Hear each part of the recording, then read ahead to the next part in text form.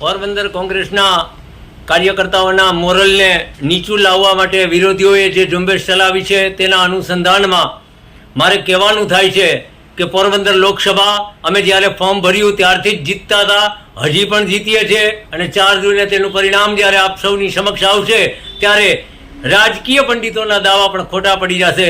પોરબંદર લોકસભામાં કોંગ્રેસ પાર્ટીના ઉમેદવાર લલિતભાઈ વસોયા જીતે છે.